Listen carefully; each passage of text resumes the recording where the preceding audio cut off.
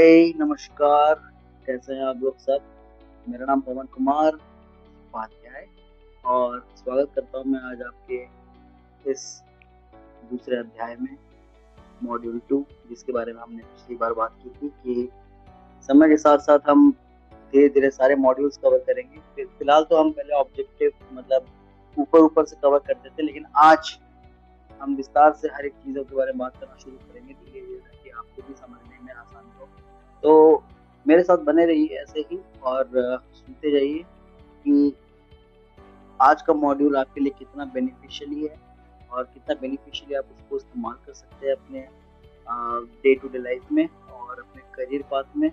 भले ही आप एक स्टूडेंट हैं या फिर एक ग्रेजुएट हैं या एनी ग्रेजुएट या फिर 12वीं पास या फिर आज के डेट में तो बच्चे भी फाउंडर्स बन गए हैं, तो कुछ कहा नहीं जा सकता। How kids are now becoming smarter day by day. तो एनीवेज, सो आज का मॉड्यूल हम यहीं से स्टार्ट करते हैं और आज हम आपको लेकर चलेंगे हमारे नए मॉड्यूल की तरफ, जिसका नाम है अंडरस्टैंडिंग एआई इन मार्केटिंग। आज हम समझेंगे एआई के बारे में मार्केटिंग में। तो मार्केटिंग में एआई का क्या रोल है, मतलब एआई का क्या मतलब मौजूदगी या फिर उसका क्या इन्वॉल्वमेंट है हमारे इस मार्केटिंग के अध्याय में, और इसी के साथ हम शुरू करते हैं। Thank you. So let's continue. So थोड़ा सा हम पीछे आते हुए थोड़ा सा देखेंगे, रिकैप करेंगे कि पिछले अध्याय में हमने क्या क्या सीखा था। पिछले अध्याय में हमने पिछले कुछ सेशंस में हमने काफी सारी चीजों के बारे में बात की थी, जिसमें हमने मॉड्यूल 1 में जो कवर किया था कि what is digital marketing, digital marketing क्या होता है, कितने प्रकार के होते हैं, उसमें करियर ग्रोथ कितना होता है, उसके साथ साथ आपको क्या क्या अपॉर्चुनिटीज मिलते हैं और उसमें आप अपने आप को किस श्रेणी में चाहते हैं कि आप डिजिटल मार्केटिंग में अपना कंट्रीब्यूशन दे सकते हैं, या तो एसईओ स्पेशलिस्ट बन के या फिर ईमेल मार्केटिंग स्पेशलिस्ट बन के या फिर कंटेंट राइटर बन के, कंटेंट मार्केटर बन के, या फिर मार्केटिंग एनालिस्ट बन के, वगैरह वगैरह। सो परफॉर्मेंस मार्केटिंग को मैं कैसे बोल सकता हूँ, सॉरी। तो ये सारी चीजें जो हैं हमने कवर किए थे अपने पिछले अध्याय में, मतलब पिछले मॉड्यूल में। तो इस मॉड्यूल में हम आने वाले मॉड्यूल में काफी सारी चीजें जो आपकी तरफ से डाउट्स कुछ आई थी मुझे, तो पर्सनली आप लोगों ने मुझे रीच आउट किया था कुछ पूछने के लिए, टेक्निकल टर्म्स के बारे में आप इंग्लिश में बोलिए। तो डेफिनेटली हम लोग टेक्निकल टर्म्स इंग्लिश में ही बोलेंगे, इंग्लिश में ही बात करेंगे। तो जो टेक्निकल टर्म्स इसमें आते हैं, जैसे कि फॉर एग्जांपल एसएमएम क्या बोलते हैं, एसईओ को क्या कहा जाता है, ठीक है। तो उन सब चीज़ों के बारे में भी हम कवर करेंगे इस अध्याय में। लेकिन शुरू करते हैं पहले हमारे जो डाउट्स थे वो हम आखिरी में कवर अप करेंगे। तो पहले हम शुरू करते हैं आज का अध्याय, जिसमें हम कवर अप करेंगे एआई के बारे में, मॉड्यूल 2। सो एक एनर्जी के साथ, एक मोटिवेशन के साथ, एक पॉजिटिविटी के साथ, let's begin the module 2 for each and every one of you. So चलिए फिर दूसरा अध्याय आज हमारा रहेगा फाउंडेशन कॉन्सेप्ट। फाउंडेशन कॉन्सेप्ट मतलब बेसिक, एक बहुत बेसिक से हम समझेंगे कि एआई किसे कहा जाता है। एआई काफी सारे लोगों को पता है, it is an artificial intelligence. उनमें से भी काफी लोगों को पता होगा कि एक एआई जनरेटेड कंटेंट क्या होता है, किन किन चीजों में इस्तेमाल होता है, किस किस चीजों को हम आए दिन रोजाना इसमें इस्तेमाल करते हैं, एंड हेंसफोर्थ। तो उसी के साथ साथ हम ये भी जानते हैं कि आजकल काफी सारी कंटेंट्स जो भी हमको दिखती हैं अपने सोशल मीडिया में, आप रील स्क्रॉल कर रहे हो या फिर यूट्यूब पे आप रील स्क्रॉल कर रहे हो, कुछ अविश्वसनीय चीजें आपको जो दिख रही हैं आज के डेट में, तो आपको लगती है कि हाँ ये एआई होगा, हाँ ये एआई होगा। तो काफी हद तक आप सही भी हो, काफी हद तक आप गलत भी हो सकते हो, मैं नहीं डिनाई कर रहा हूँ, लेकिन फिर भी आजकल हो गया है ऐसा कि गूगल नहीं चाहता कि गूगल का ही आप एआई यूज करके उसी से कंटेंट जनरेट करके आप उसी से पैसे कमाएं। तो इस वजह से क्या होता है कि एआई का स्मार्ट यूसेज बहुत इम्पोर्टेंट लाइफ में मैटर करती है हर एक इंडिविजुअल के, कि आप एक एआई को किस हिसाब से आप अपने हिसाब से ट्रेनिंग देते हो कि वो आपको ऐसा आउटपुट बना के दे जिसको आप सही श्रम में, सही क्रम में आप उसको इस्तेमाल कर सकते हैं अपने डिजिटल मार्केटिंग करियर में या फिर कोर्स। और उसके साथ साथ काफी सारी अदर एरियाज में जब उसकी जरूरत पड़ेगी। तो शुरू करते हैं। तो पहले आता है डेफिनेशन। सो डेफिनेशन हमने बहुत सिंपल रखा हुआ है इसमें। ये मॉड्यूल बहुत सिंपल में बनाया है आप लोगों के लिए, जो कि बहुत आपको फायदेमंद रहेगी इन चीज़ों को जानने के लिए कि एआई बेसिकली कैसे काम करता है और एआई बेसिकली किन किन चीज़ों को लेके ज़्यादा महत्व देता है और एआई आपकी लाइफ में कैसे एक रेवोल्यूशनरी चेंज लेके आता है। सो इन सब चीज़ों के बारे में हम आज पूरा अध्याय कवर करेंगे और बहुत सिंपल एक्सप्लेनेशंस के साथ हम आगे बढ़ेंगे। तो पहले ये बेसिकली एक सॉफ्टवेयर होता है जो कि एक एलएलएम मॉडल के थ्रू काम करता है, लार्ज लैंग्वेज मॉडल। सो इसमें क्या होता है कि काफी सारी डेटा इसके अंदर फीड इन होती है, मतलब उसके अंदर डाली जाती है, भरी जाती है, और वो सब जो डेटा जो डाली जाती है और उसको डालते हैं हमारे इंजीनियर्स, सॉफ्टवेयर इंजीनियर्स। सो इंजीनियर्स तो आपको पता ही है। तो जो सॉफ्टवेयर इंजीनियर्स होते हैं वो बहुत डिफरेंट डिफरेंट एरियाज के अलग अलग सॉफ्टवेयर इंजीनियर होते हैं, हम उसके बाद बहुत बाद में आएंगे। लेकिन हाँ, तो कोई भी सॉफ्टवेयर को बनाने के लिए तो एक ग्रुप ऑफ टीम लगती है, तो एक टीम लगती है जो कि उस मॉडल को बनाने में उनकी हेल्प करती है। तो प्रोडक्ट क्या है? एआई। किस चीज की AI? LLM model. LLM model क्या है? Large language model. तो लार्ज लैंग्वेज मॉडल क्या है? उसमें बहुत सारे वेरिएशंस आएंगे जो कि मैं आपको सिखाऊंगा। पहले बेसिक से स्टार्ट करते हैं। तो एआई बेसिकली क्या करता है? एआई एक छोटे से क्रम में अगर देखा जाए तो उसके अंदर एक सीखने की क्षमता डाली गई है। कुछ डेटा पहले से डाली फीड इन की गई है जो कि आपको सुन सकती है, आपको समझ सकती है और उसी के हिसाब से आपको सजेस्ट कर सकती है और अपनी राय आपके सामने रख सकती है। चूज करना आपका चॉइस है, नहीं चूज करना भी आपका चॉइस है। लेकिन जो डेटा उसके अंदर डाला गया है, जो इंफॉर्मेशन उसके अंदर फीड इन की गई है, वो इंफॉर्मेशन इस हिसाब से डाली गई है जो कि हर एक इंडस्ट्री के लिए लाभदायक हो सकती है। हाँ, कुछ चीजों में उसमें जनरलाइज्ड फॉर्मेशन ऑफ इंफॉर्मेशन डाली गई है, कुछ जनरल एरिया जिसके बारे में उसको ज्यादा ज्ञान नहीं है, लेकिन फिर भी एरिया ऑफ इम्प्रोवाइजेशन चल रहा है। आज भी एआई एक रेवोल्यूशन चेंज अभी लाने वाला है और ला भी सकता है, और चाइना उसमें बहुत आगे है। लेकिन अभी beyond the explanation, beyond the space जाते हुए हम क्या करते हैं, पहले समझते हैं कि उसका मकसद क्या है। सो एआई जो आर्टिफिशियल इंटेलिजेंस हम कहते हैं, उसका मकसद क्या है? मकसद उसका बहुत सिंपल है कि वो सोचता है कि वो आपका स्मार्ट असिस्टेंट है, असिस्टेंट बनना चाहता है और बनता भी है। और आए दिन लगभग, मैं अगर कॉर्पोरेट की बात करूं तो लोगों की लाइफ में चैट जीपीटी एक उदाहरण के तौर पे एक हिस्सा बन चुकी है कि जो कि उनको काफी सारी चीजों में ना मददगार साबित हुई है। वो रेगुलर मेल लिखने को लेके हो, या फिर प्रोफेशनली ग्रामेटिकल एरर को ठीक करने के लिए हो, या फिर कोई ऑफिशियल कम्युनिकेशंस बैरियर खत्म करने के लिए हो, या फिर किसी एक सिनेरियो को मैनेज करने के लिए हो।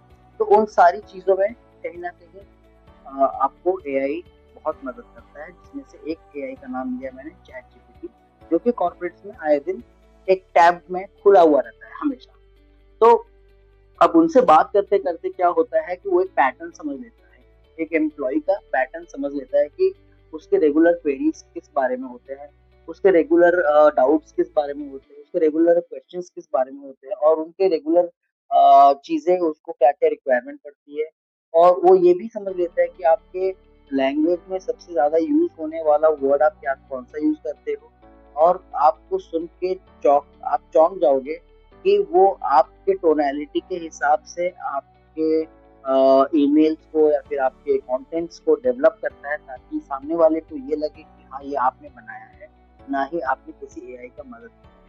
रादर दैन ये सोचेगा कि आपने किसी एआई का मदद करो, भले ही एआई रिसर्च के लिए, लेकिन कंटेंट लिखने वाले आप ही हो।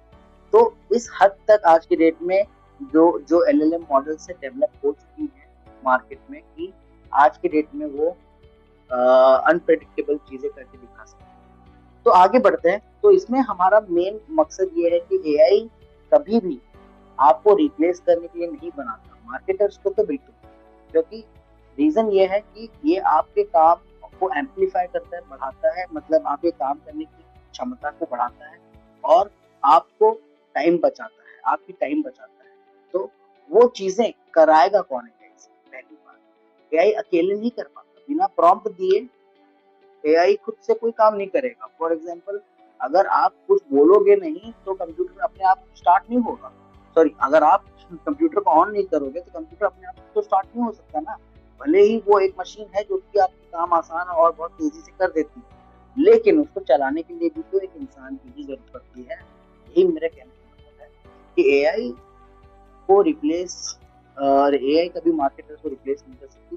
भले ही, क्योंकि मार्केटर्स की अगर मैं बात करूँ तो मार्केटर्स जो होते हैं, जो मार्केटिंग के प्रोफेशनल्स होते हैं, बहुत क्रिएटिव होते हैं, बहुत आउट ऑफ द बॉक्स सोचने वाले होते हैं, कुछ नया लेके आते हैं, बहुत स्ट्रेटेजिक प्लानिंग करते हैं, बहुत बिजनेस ओरिएंटेड स्ट्रेटेजीज बनाते हैं, जिसको कॉस्ट इफेक्टिव वे में अपने लाइफ में वो लोग अपने कंपनीज में वो इम्प्लीमेंट करते हैं। और काफी सारी चीजों में उनके दिमाग में जो है वो मशीन के तौर पे नहीं, एक इंसान के तौर पे भी कभी कभी डिसीजन जब लेने की बात आती है, तब एक मार्केटर ही काम कर सकता है, ना कि एक एआई। तो कुछ कुछ लिमिटेशंस एआई के हैं जो कि अभी आगे चल के बहुत, अभी चीजें बदलाव हो रही हैं, डाली जा रही हैं, एड ऑन हो रहा है, अपग्रेड हो रहा है, आप बोल सकते हो, क्योंकि वो एक सॉफ्टवेयर है और हर एक सॉफ्टवेयर कभी ना कभी कुछ ना कुछ नया लेके आता है। तो आप ज्यादा जानकारी के लिए एआई में मैं आपको चाहूंगा कि आप कभी कभी अपना लिंक्डइन प्रोफाइल हो या फिर कभी प्रोफेशनल प्रोफाइल अगर आप कभी कभी खोलते हो, या फिर कभी कभी न्यूज देख लीजिए, कभी कभी उसको सब्सक्राइब कीजिए जो कि एआई ट्रेंड्स के बारे में बताता हो कि लेटेस्ट एआई में क्या क्या चेंजेस हुए हैं, हफ्ते दर हफ्ते, महीने बाय महीने। ऐसे ऐसे चैनल्स हैं जो कि आपको बताएंगे कि आज कौन से एआई कंपनी ने क्या लॉन्च किया। जैसे जेमिनाई एआई की बात करो, या फिर एप्पल की बात करो, या फिर जो टॉप 3-4 कंपनीज हैं जो कि अपने एरिया में 30 मार खान है, परप्लेक्सिटी हो या फिर चैट जीपीटी हो, ओपन एआई जो कि जिसके फाउंडर वो है एक वो ऑटमैन, या फिर मैं उनकी बात करूँ परप्लेक्सिटी हो, या फिर जो इंडियन फाउंडर है, या फिर हमारे जेमिनाई हो, है ना, उसके सीईओ हमारे इंडियन ही है। लेकिन कहने का मतलब ये है कि जो एप्पल है, तो हर एक के बीच में एक अलग नया फीचर लाने की कंपटीशन हमेशा चलते रहते हैं। तो इसका मतलब यही है। चलिए टॉपिक पे आते हैं वापस, तो बहुत हो गई यहाँ वहाँ के उदाहरणों की बातें, ताकि ताकि आपको समझने में आसानी हो। तो चीजें वही है कि एआई कभी आपको रिप्लेस नहीं करेगी, बट हाँ वो आपकी काम करने की क्षमता को बहुत आसानी से बढ़ाएगी। तो ये आपका टाइम बचाएगी और आपको एक स्ट्रेटेजिक थिंकिंग और क्रिएटिविटी के लिए बहुत मददगार है। तो अगर मैं बोलूं कि यहाँ पे देखिए, मैंने बहुत सिंपल टर्म्स में अपने आप को ट्रेनिंग खुद दिया है कि इंग्लिश में कैसे बात करूँ, इंग्लिश प्लस हिंदी मिला के कैसे मैं बात करूँ। तो एआई आपका पर्सनल असिस्टेंट है जो 24 घंटे आपके लिए उपलब्ध रहेगा, और उसी के साथ वो आपके साथ बातें शेयर, मतलब जो आप उसके साथ कुछ चीजें शेयर करते हो, पर्सनल हो या फिर प्रोफेशनल हो, वो हमेशा स्मार्टर तरीके से उसको सुन के समझ के आपको वो जवाब देगा। आपका काम जो आपके काम में लगेगा, मतलब आपका काम आसान करने के लिए वो आपको बहुत मददगार साबित होगा। तो इन सब चीजों की वजह से एआई का काफी इस्तेमाल हुआ है और होते आया है और होगा। तो आगे बढ़ते हैं दोस्तों।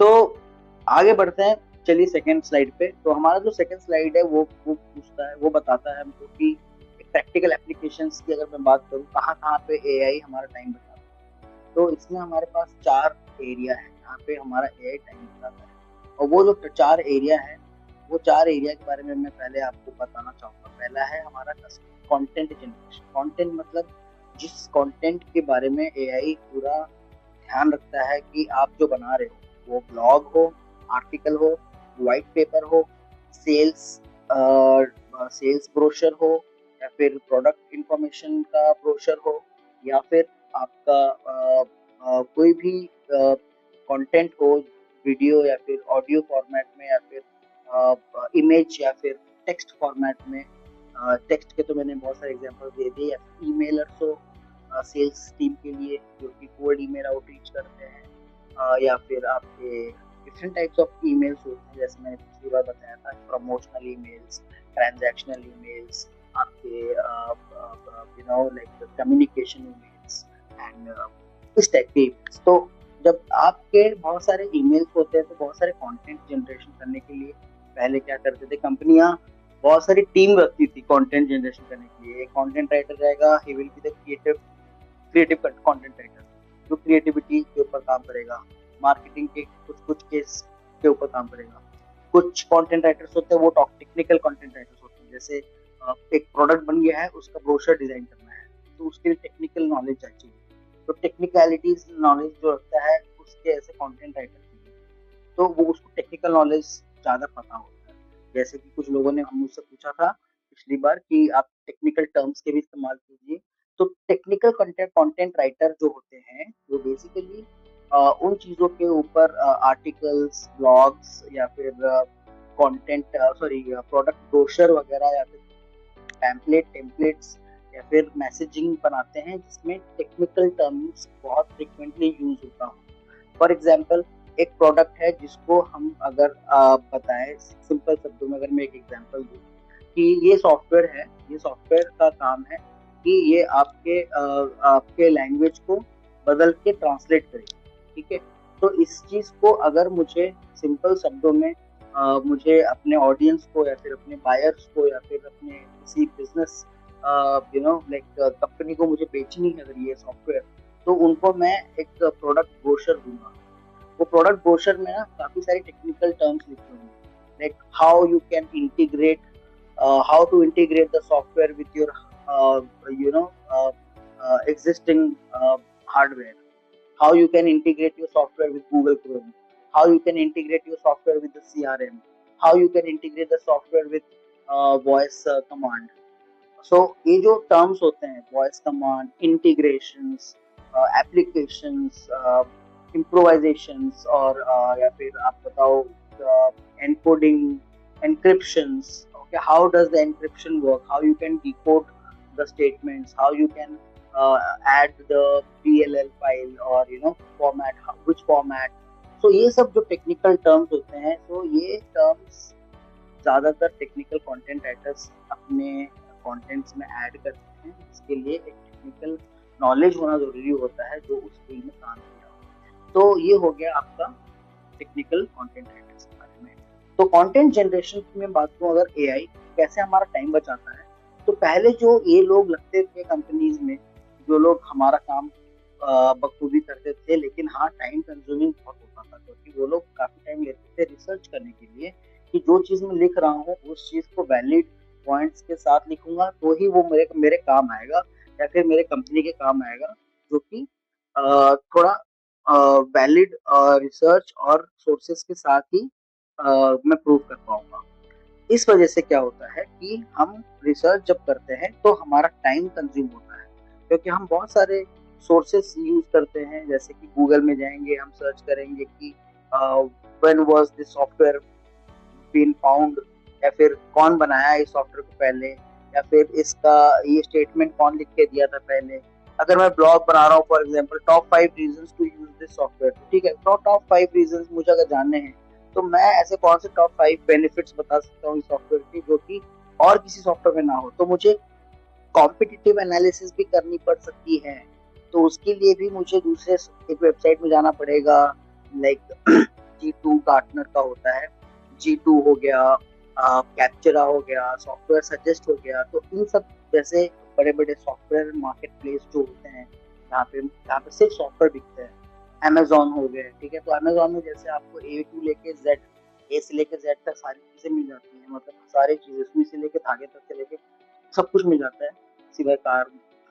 तो वैसे ही तो क्या होता है कि सॉफ्टवेयर का भी एक मार्केट प्लेस है। इन सब एरियाज में हम लोग क्या करते हैं, कॉम्पिटिटर के बेनिफिट्स देखते हैं और वैलिडेट करते हैं, तो वो उसको रिसर्च कहा जाता है।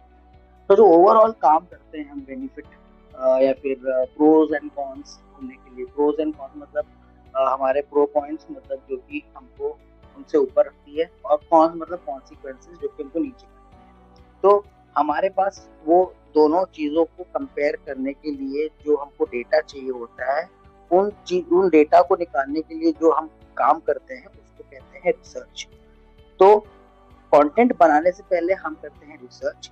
फिर जब रिसर्च कंटेंट तैयार हो जाता है तो हम उसको करते हैं वैलिडेट, कितना ये ऑथेंटिकेटेड डेटा है। ऑथेंटिकेटेड डेटा मतलब ये होता है कि ये कितना वैलिड डेटा है, ये सच है कि झूठ है, जहां से मैं उठाया हूँ क्या वो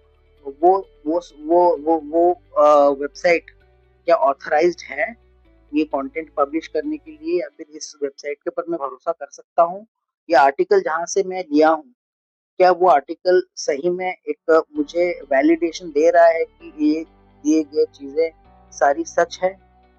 तो मैं क्या करूंगा, उन सब चीजों को क्रॉस चेक करने के लिए मैं कस्टमर के ऑलरेडी यूज्ड केसेस देखूंगा, कौन से इंडस्ट्री में इनके सॉफ्टवेयर यूज होते हैं, कौन कौन से कस्टमर्स इनके बारे में रिव्यूज दिए हैं, टेस्टिमोनियल्स दिए हैं। तो अगर जब मैं ये सब चीजें देखूंगा तब उसको वैलिडेशन मुझे जब हो जाएगी, जब मेरी मन की शांति हो जाएगी, when I will get the complete satisfaction about my research, तो तब जाके मैं क्या करूंगा कि उसको कंपाइल करूंगा, मतलब उसको मिला के एक कंटेंट तैयार करूंगा जो मुझे बोला गया है कि हाँ, your team has to create 5 blogs, 2 emailers, 3 product brochures। So ये सब चीजों के रिसर्च करने के लिए हम कभी कभी एस्टिमेटेड टाइम दे देते हैं, यार यार एक एक ब्लॉग के लिए 2-3 घंटे लगते हैं, यार इसके लिए ईमेल्स के लिए तो मुझे 2-1.5 घंटा चाहिए रहेगा, और उसके साथ साथ मुझे अगर तुमने ये काम दे दिया तो मिनिमम 4 दिन लगेंगे। ठीक है, बॉस को बोल दो 4 दिन लगेंगे यार ये सब काम करने के लिए, क्योंकि मेरे पास ऑलरेडी बहुत सारे काम है करने के लिए पेंडिंग। तो ये सारे रीजन जो पहले कंटेंट डेवलपर्स देते थे या फिर कंटेंट राइटर्स देते थे, क्योंकि एक बार कंटेंट राइटर ने कंटेंट का लिखने का काम खत्म कर लिया तो अब उसके बाद जाता है वो चीज ग्राफिक डिजाइनर के पास कि उसके रिलेवेंट, उसके कंटेंट के रिलेवेंट वो ग्राफिक डिजाइन करके वो दे सके ताकि वो छप सके कहाँ पे, सोशल मीडिया पे। तो छपने को हम बोलते हैं पब्लिशिंग। तो जो पब्लिशिंग होता है which is called as the social media publishing और लाइक ऑनलाइन डिस्ट्रीब्यूशन चैनल्स पे, तो वो सारी चीजें जो प्रकाशित होती हैं, तो उन चीजों के लिए एक टीम जो लगती है उसको कहते हैं क्रिएटिव टीम। और क्रिएटिव टीम में आते हैं आपके content writers, technical content writers, आपके बेसिक क्या कहते हैं उसको, general content writers, product product development content writers, या फिर सिंपल आप बोल सकते हो कि क्रिएटिव कंटेंट राइटर्स। ठीक है, तो बहुत सारे टाइप के कंटेंट राइटर्स होते हैं वो आते हैं, और उसके साथ साथ टीम ऑफ ग्राफिक डिजाइनर और वीडियो एडिटर्स भी आते हैं, मतलब आते हैं अभी भी। बहुत बड़े बड़े कंपनीज में जब काम, हमको ऑथेंटिकेटेड काम चाहिए और काम कराने वाला आदमी कम है और काम का वॉल्यूम ज्यादा है, तो हमको ये सब प्रोफेशनल काम चाहिए ही होता है। तो आज भी बहुत सारे लोग अपने पुराने तरीके से काम कर रहे हैं, क्योंकि हम अभी एआई का इस्तेमाल इन सब चीजों में जो कर रहे हैं वो एक छोटे से लिमिटेशंस में कर रहे हैं। रीजन क्या है, क्योंकि अभी काफी सारी चीजें और होना बाकी है। मालूम मालूम है आपको, डिफरेंट डिफरेंट इंडस्ट्रीज के हिसाब से अगर देखा जाए, ये सारे इंडस्ट्रीज के लिए अगर मैं बोलूँ तो अभी हमारी कैपेबिलिटी उतनी नहीं पहुंची है एआई को लेके कि हम उनके ऊपर पूरी कंप्लीटली डिपेंडेंट या फिर उनके ऊपर ही पूरा मतलब निर्भर रहे हैं। तो आगे बढ़ते हैं, एक 2 मिनट का ब्रेक लेते हुए।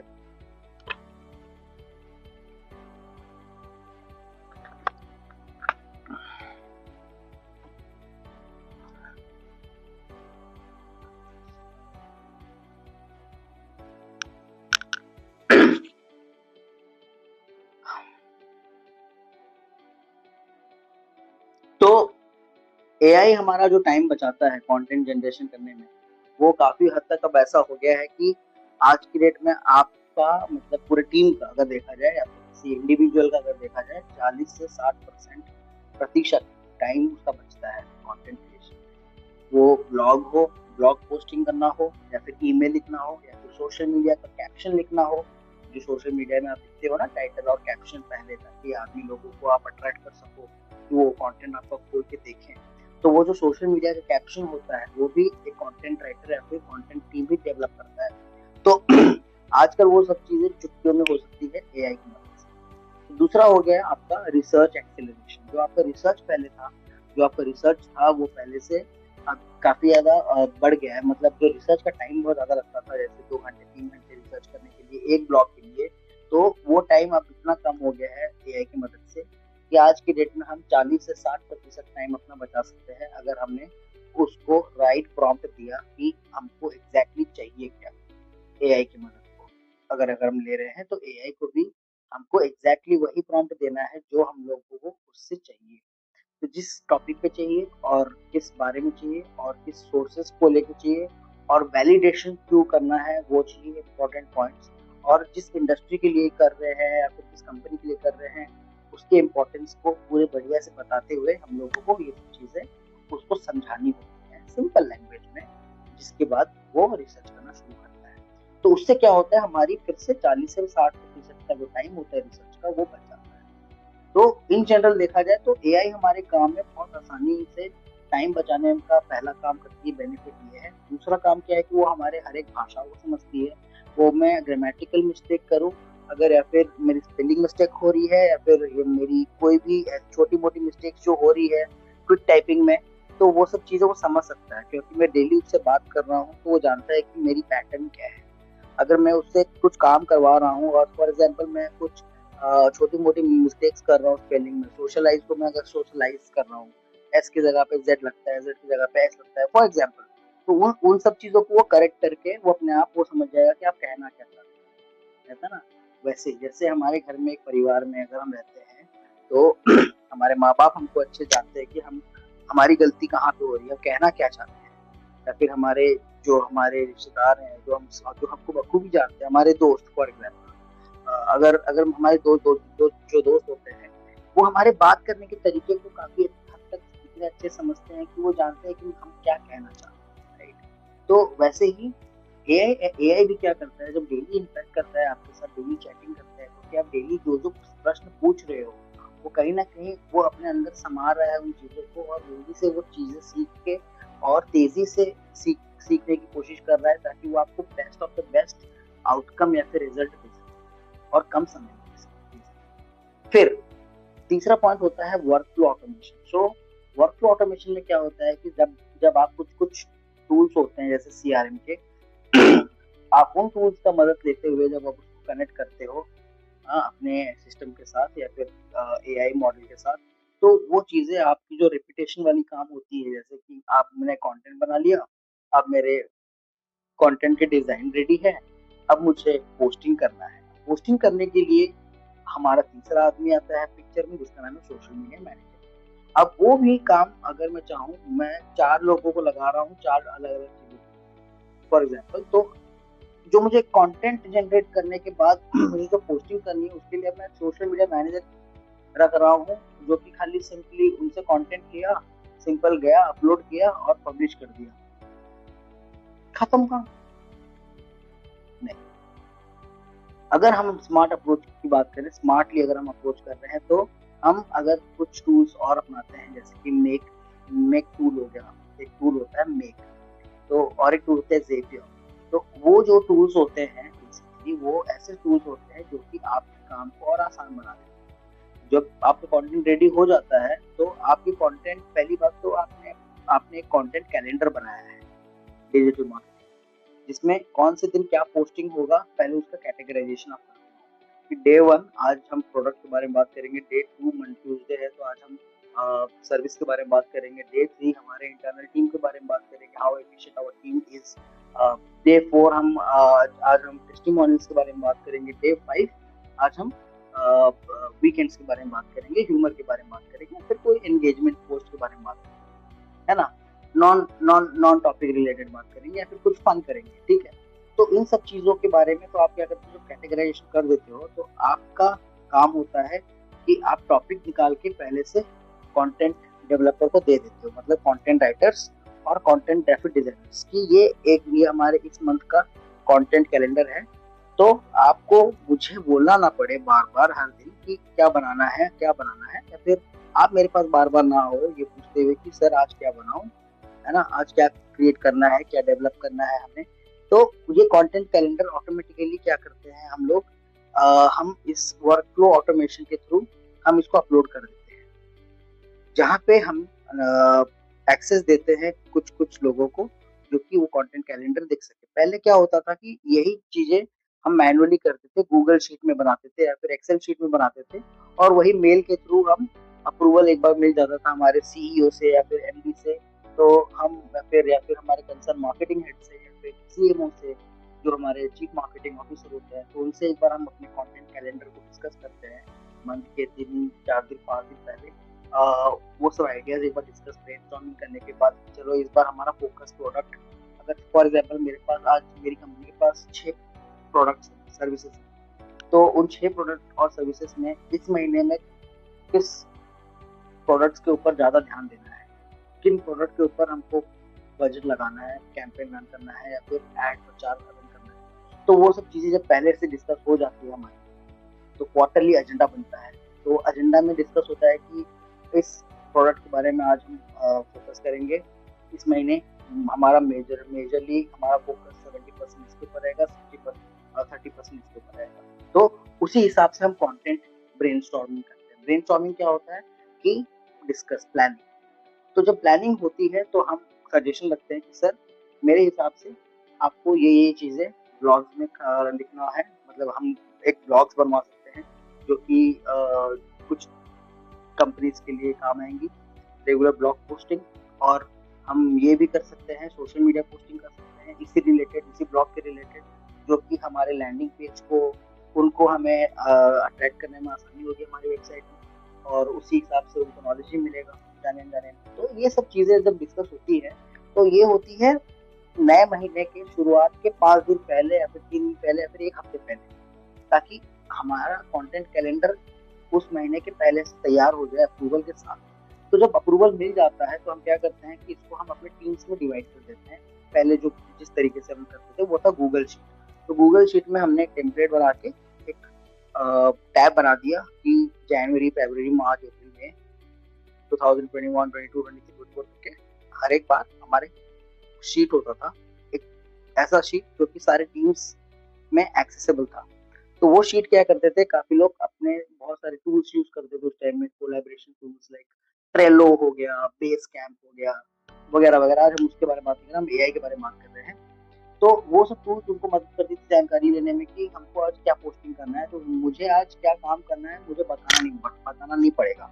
तो मेरे कंटेंट डेवलपर्स को पता है उनको करना क्या है, तो एक एक हफ्ते का काम वो लोग जल्दी जल्दी निपटाने के चक्कर में बहुत मेहनत करते थे। लेकिन अब जब से एआई आ गया है तो क्या होता है कि जब हम जेपियर को या फिर मेक एआई को ऑटोमेट कर देते हैं, जो जो हर दिन वाला रेगुलर टास्क है, जो कि डेली टास्क रिपीटेटिव टास्क है, उसको वो क्या करने लगा है कि अब खुद करने लगा है। हमको एक सोशल मीडिया मैनेजर की जरूरत नहीं, हमारा कंटेंट डेवलपर उसमें कंटेंट अपलोड कर दिया है और शेड्यूल कर दिया है। शेड्यूलिंग करने के बाद क्या होता है बेनिफिट, ये सारे सॉफ्टवेयर्स अपने आप निर्धारित समय के अनुसार उसको पोस्टिंग कर दें। इनफैक्ट उतना कैपेबिलिटी भी होता है कि वो लोग हमको बताते भी हैं कि कौन सा टाइम राइट है कि हमको पोस्टिंग करना चाहिए, जब मैक्सिमम नंबर ऑफ उपभोक्ता या फिर ऑडियंस हमारी प्रचार को देखे। तो वो भी हमको प्रेडिक्ट करके बताते हैं समय अनुसार कि हमको ये पोस्ट कब करना चाहिए। तो ये जो ऑटोमेशन है, वर्क फ्लो ऑटोमेशन, ये भी हमारा काम बहुत आसान कर चुका है, कि जो कि आज की डेट में हम एक सोशल मीडिया मैनेजर की सैलरी बचा पा रहे हैं, जो कि बेसिकली अगर देखूँ, अगर छोटे मोटे सिटीज में 25,000 से लेकर 40,000 तक शुरू, तो 25,000 से लेकर 40,000 तक वाली जो सैलरी आज हम बचा रहे हैं इन सब एआई को यूज करके, जिनकी अगर मैं मतलब मंथली सब्सक्रिप्शन देखूँ तो उनके तनख्वाह से मतलब 10% के कम प्राइस में आ जाएंगे, है ना। तो ये होता है एक ऑप्टिमाइज तरीके से काम करना, एफिशिएंट वे में काम करना, राइट। सो आगे बढ़ते हैं, विजुअल क्रिएशन। अब जैसे मैंने बोला कि कंटेंट एक बार बन गया, मतलब आपका कंटेंट ब्लॉग रेडी हो गया, अब उसके लिए मुझे फोटो चाहिए या फिर वीडियो चाहिए, क्योंकि मैं उस ब्लॉग के साथ अटैच कर सकता हूँ। आपने देखा होगा ना काफी सारे ब्लॉग जिसमें एक फोटो होता है बीच में उस कंटेंट के बारे में बात करते हुए, top 5 reasons to you know like adopt AI, top 5 reasons या फिर टॉप 10 कंपनीज हायरिंग इन 2026। तो ये सारे ब्लॉग्स जो होते हैं ट्रेंडिंग ब्लॉग्स, तो ये जो टाइटल्स होते हैं बेसिकली इनको ये आई कैचिंग या फिर हमको अट्रैक्ट करने के लिए बनाई जाती है। तो इसकी वजह से हमको जो ग्राफिक्स चाहिए, फिर जो विजुअल चाहिए या फिर जो फोटोज या फिर जिस फोटो की रिक्वायरमेंट है, तो हम कहते थे पहले ग्राफिक डिजाइनर बना के देता। अब हम खुद जनरेट करते हैं एआई की मदद से। अब सोचिए आज की डेट में एक अनपढ़ आदमी भी जो खाली एक सिंपल 10वीं पास भी किया है, उसको अगर मैं एक बस बता दूं कि करना कैसे है, वो कर देगा। ये दोस्तों मैं मजाक नहीं कर रहा हूँ, मैं हकीकत बता रहा हूँ। आपने काफी सारे ऐसे केस स्टडी देखे होंगे जहाँ पे बच्चे आज की डेट में कंपनियां खड़ा करके बैठे हैं 10-10 करोड़ की टर्नओवर वाली, है ना। तो वैसे ही, तो अगर मैं बोलूँ तो ऐसे ही बहुत सारे सिनेरियोज हैं जहाँ पे हम विजुअल क्रिएशन की अगर बात करें तो ऐसे बहुत सारे एआई टूल्स है जो कि हमारा टाइम आज के डेट में ग्राफिक डिजाइनर के ऊपर डिपेंडेंट ना होते हुए, अनटिल एंड अनलेस, जब तक कि सबसे बड़ा कॉम्प्लिकेटेड काम ना हो उसका, है ना, तब तक हम ग्राफिक डिजाइनर का हेल्प नहीं लेते इन छोटे मोटे चीजों के लिए, जैसे कि social media posting, email banner वगैरह वो सब बनाना, वो सब चीजों के लिए अगर मैं अपने मेन ग्राफिक डिजाइनर को बिजी रखूंगा तो वो बाकी का काम कब करेगा जो क्लाइंट के लिए है, या फिर किसी कॉम्प्लिकेटेड काम में कॉम्प्लेक्स काम को अगर देखना है तो वो कैसे करेगा। इस वजह से हम क्या करते हैं, अपना कॉस्ट बचाने के लिए हम एआई का इस्तेमाल करते हैं, और काफी सारे एआई जो विजुअल जनरेट करते हैं टेक्स्ट के थ्रू, वो हम यूज करते हैं, जो कि हमारा लगभग अगर देखा जाए तो हमारे एक हफ्ते का 10 घंटा बचाता है। तो 10 घंटा मतलब आप समझ रहे हो कम नहीं।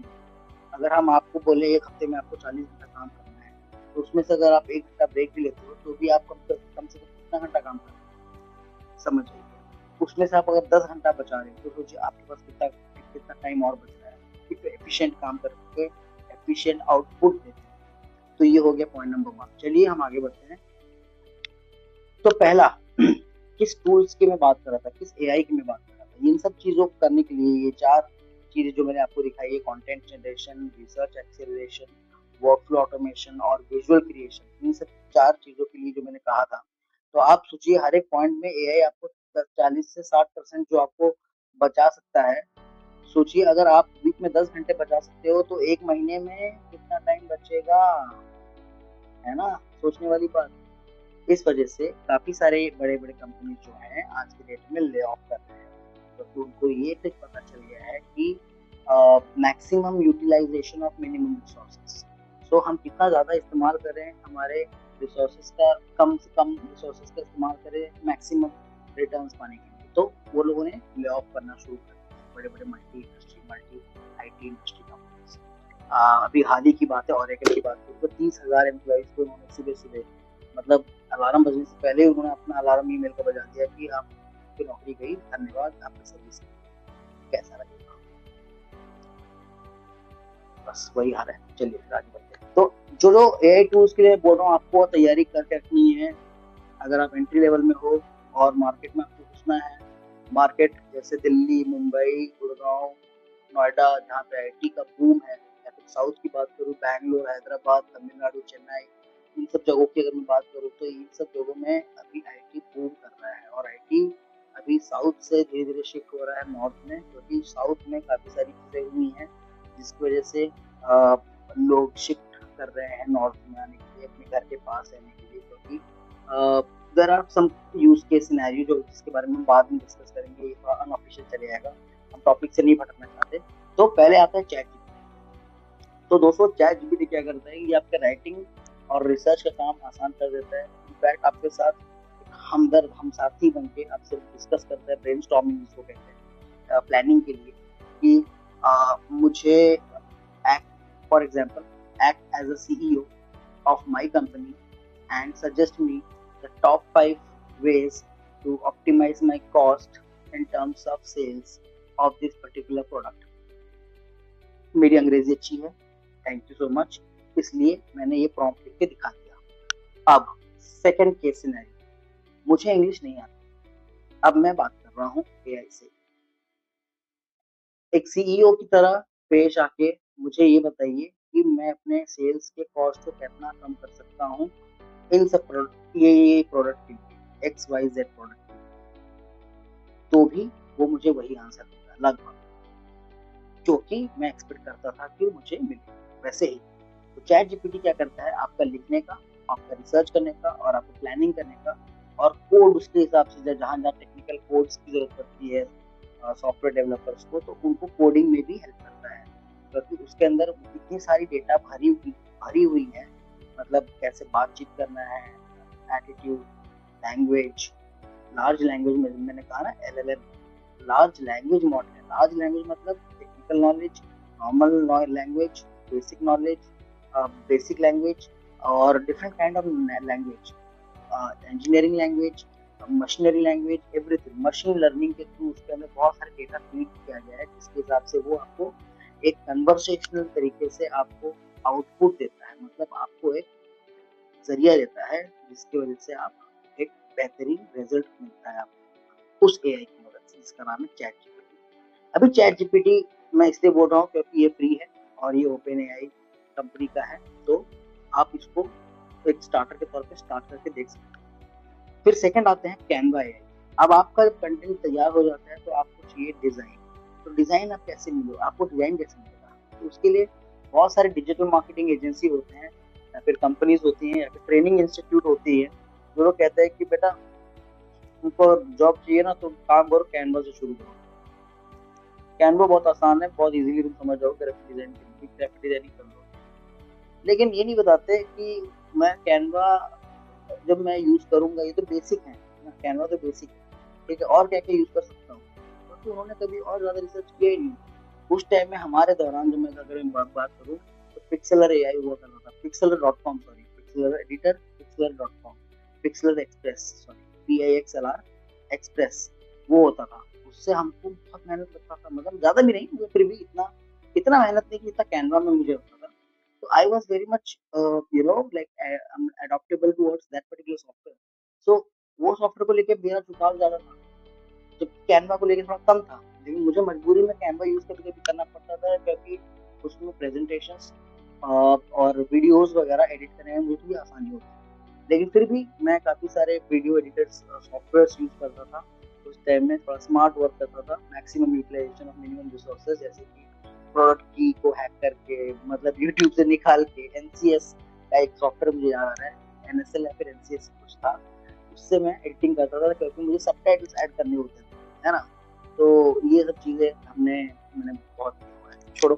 तो आता है कैनवा एआई, आज के डेट में वो उसने भी एआई इनकॉर्पोरेट कर लिया है कैनवा ने, जो कि आपके शब्दों को समझ के आपको टेम्पलेट्स देता है, एलिमेंट्स देता है, ऑब्जेक्ट्स देता है, चीजें यूज करने के लिए जो कि आप डिजाइन कर रहे हैं। तो for design, images, social media graphics और प्रेजेंटेशन के लिए आप डेफिनेटली आप इस कैनवा एआई का इस्तेमाल कर सकते हो, क्योंकि ये एक स्पेसिफिक टाइम पीरियड के लिए फ्री होता है और स्टूडेंट्स के लिए तो बिल्कुल ही फ्री होता है ना।